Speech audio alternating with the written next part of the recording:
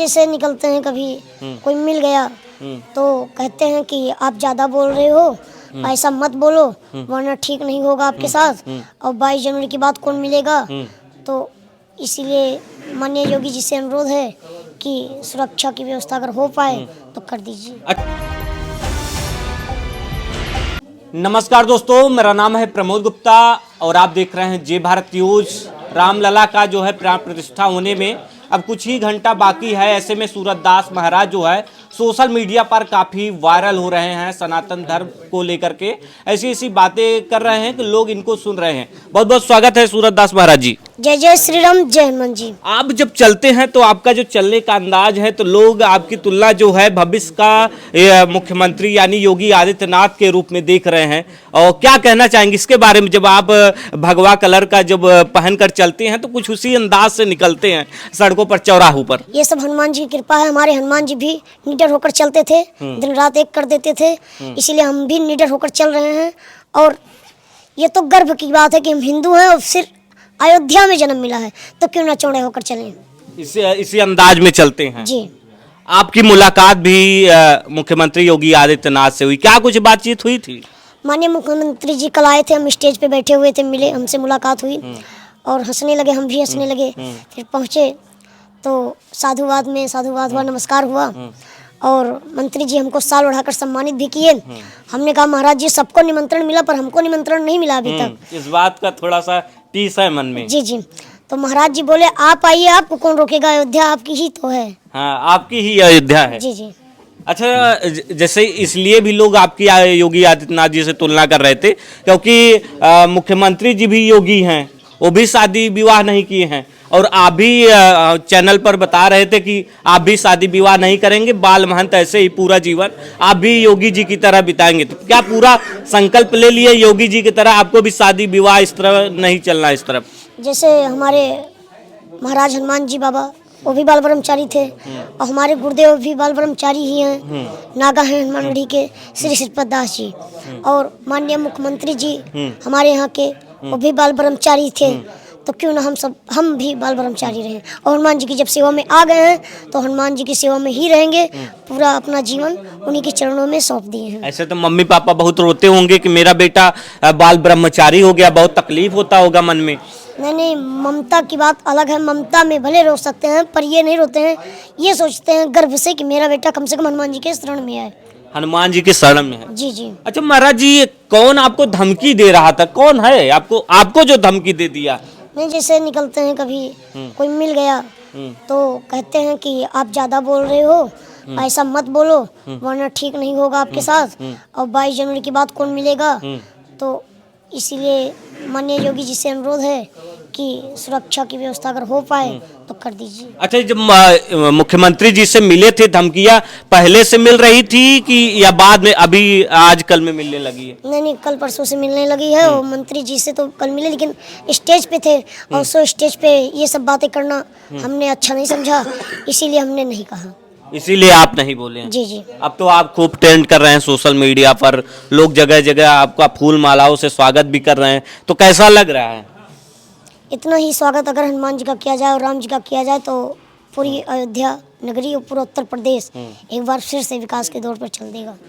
अच्छा, जो एक दो सवाल है जो खूब सोशल मीडिया पे चल रहा है कि कुछ लोगों को निमंत्रण मिला है वो आ नहीं रहे हैं और कुछ लोगों को निमंत्रण नहीं मिला है इसलिए नाराजगी जाहिर कर रहे हैं। नहीं, इतने लोग अयोध्या में हैं और व्यवस्थाएं देखने के लिए भी, और हम ये अरविंद केजरीवाल कह रहे थे कि हमको भी न्योता नहीं मिला है, हमको भी न्योता मिलता तो हम भी जाते, लेकिन न्योता नहीं मिला है तो चलिए देखते हैं। फिर भी मोहल्ले मोहल्ले में हनुमान जी का भजन वो भी करा रहे हैं, कहीं भारतीय जनता की पार्टी के राह पर तो नहीं है? जी जी, हमको लग रहा है अब बदल रहे हैं और भगवान का सेवा करना सबसे सौभाग्य की बात है। और जगह जगह रामायण कीर्तन कर सकते हैं, आप भजन कर सकते हैं, आप दीपक जला सकते हैं, आप मतलब दिवाली से भी अधिक दिवाली, 2 दिवाली मनाइए। डबल इंजन की सरकार में डबल दिवाली मनाना चाहिए। डबल इंजन की सरकार में डबल दिवाली। जी, लेकिन जी। इस पर कुछ लोग कह रहे हैं कि ये कि पार्टी विशेष का कार्यक्रम है, बीजेपी से जो है अपना बना ली है, ये बीजेपी का पूरा कार्यक्रम है, इसलिए अखिलेश यादव नहीं आ रहे हैं। वो कह रहे हैं हम बाद में आएंगे। कांग्रेस ने इनकार कर दिया है। कांग्रेस के जो राहुल गांधी वो न्याय यात्रा लेकर के निकल गए हैं। क्या कहेंगे ऐसे लोगों के लिए? उनकी भी सरकार थी, उनकी सरकार थी तो गोलियां चलवा रहे थे। अब इनकी सरकार है तो ये बोल रहे हैं बीजेपी का मतलब कार्यक्रम है। ये गलत है। आप आइए, आपका कार्यक्रम हो जाएगा। आप आइए, आप राम को हाईजेक कर लीजिए, दिल में बसा लीजिए। इससे बड़ी सौभाग्य की बात क्या है? और वो मतलब अपना मुख इसलिए नहीं दिखा रहे हैं कि अयोध्या तो आते ही नहीं है जल्दी। कभी आए होंगे नहीं तो हमको लग रहा है जब से हम जानकार हुए कभी हम अखिलेश जी को और राहुल जी को हम कभी अयोध्या में नहीं देखे हैं। और वो सोच रहे हैं कि हम क्या मुंह लेकर जाएंगे, क्या बताएंगे कि अयोध्या वासियों के लिए, उत्तर प्रदेश के लिए हम क्या कर रहे हैं क्या नहीं। वो तो विपक्ष का बयान जोरों शोरों से दे रहे हैं, वो भड़काने का काम कर रहे हैं। जी। कुछ लोग ये भी कह रहे थे कि बाबरी मस्जिद को तोड़ करके बनाई गई है, वो ऐसी, जैसे एक सोशल मीडिया पर उनका बयान चल रहा है कि वो ऐसी कर रहे थे। आज आपकी सत्ता है, आज आपका कोर्ट है, इसलिए आप राम मंदिर बनवा लो, लेकिन हम अपनी आने वाली पीढ़ियों को बताएंगे कि वहां पर बाबरी मस्जिद थी। उसका मतलब कि बहुत निगेटिव तरीके से जवाब दे रहे थे। आप क्या कहोगे? वो दंगा भड़काना चाहते हैं। मान लीजिए कह रहे हैं आज बीजेपी की सरकार है, आज मान लो आज सत्ता है, कल चली जाएगी, फिर क्या करोगे? जब वो भगवान को बीजेपी का एजेंट बता रहे हैं और कोर्ट को फंसा रहे हैं बीजेपी के बीच में, पूरे उत्तर प्रदेश के 140 करोड़ जनता वासियों को बता रहे हैं बीजेपी का एजेंडा है, तो 2024 में पता ही चल जाएगा। जी। मतलब कि फिर से सरकार इन्हीं को लाना चाहते हैं। हम तो कहते हैं जो राम को लाए हैं हम उनको लाएंगे। हाँ, कुछ लोग ये भी तो कहते हैं राम को कौन ला सकता है? भगवान टेंट में थे, भगवान को वहां से पूजा पाठ के जरिए, स्तुति के जरिए उनको वहां से उठाकर उनके महल में ले जाया जा रहा है, तो इसीलिए जो राम को लाए हैं हम उनको लाएंगे। अच्छा, हमारे वीडियो में कुछ कमेंट आ रहे थे, कुछ लोग कह रहे थे कि ये जो महाराज जी हैं सनातन धर्म को आगे लेकर के जाएंगे, हर घर में ऐसे बच्चे होने चाहिए। उनको क्या जवाब देंगे, क्या कहना चाहेंगे? यही कहेंगे कि आप सब कुछ करिए, माता पिता का सेवा भी करिए, गौ सेवा करिए, पढ़ाई लिखाई भी ध्यान दीजिए। और जैसे आप 3-4 2 कोई भी है परिवार में, तो एक न एक सनातन धर्म का बच्चा भगवान की सेवा करना चाहिए।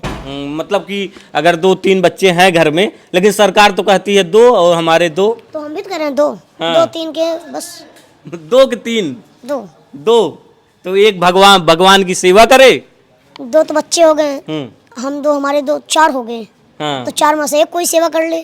एक चाहे पति कर ले, चाहे पत्नी कर ले। जी जी जी। इसी तरह बच्चे पढ़ाई लिखाई करें। और हर घर में शनिवार या मंगलवार को सुंदरकांड होना चाहिए, रामचरितमानस का पाठ होना चाहिए। और मतलब हफ्ते में 1-2 बार मतलब कार्यक्रम ऐसा लगाएं कि सभी लोग घर के एक साथ बैठें और भगवान की भजन कीर्तन करें, तब देखिए आपका घर और आपका विकास कैसे हो रहा है। अच्छा, कुछ लोग ये भी कह रहे थे महाराज जी, आपकी उम्र को लेकर के सवाल कर रहे थे।